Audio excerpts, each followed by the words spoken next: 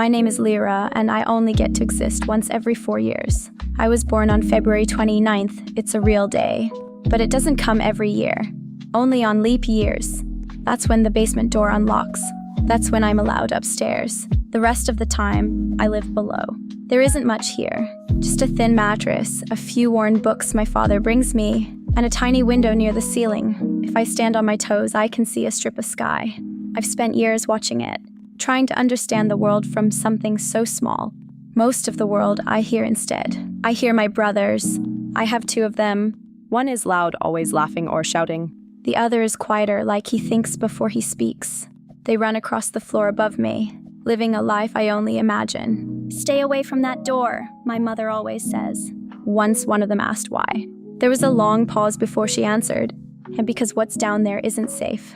I heard that. My mother is sick, not the kind you can see. The kind that lives in her thoughts. She believes I'm not her daughter. She thinks I'm a demon. "It came on the wrong day," she whispers at night. "It doesn't grow right.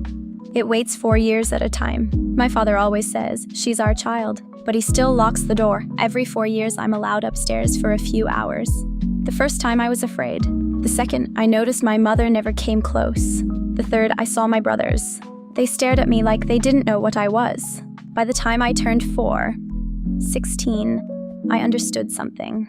I'm only a monster because someone decided I am. That's when I found the loose brick. It took years to pull it free.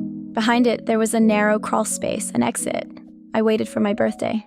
When the door opened, my father tried to smile. My brothers stood in the hallway, older now. One looked like he wanted to speak. "Not too close," my mother warned.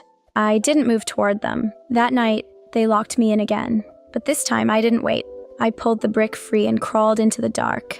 It was tight and hard to breathe, but I kept going. The air slowly changed, pulling me forward. Then suddenly, I was outside. I fell onto cold grass under a sky so wide it hurt to look at. Stars stretched endlessly above me. I lay there waiting. For something to happen. For something inside me to prove my mother right. But nothing did. I didn't change. I was just me. I sat up and looked back at the house.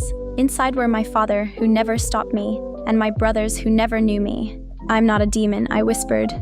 The night didn't argue. For the first time, there was no door, no lock, no one deciding when I could exist. So I stood up and walked forward.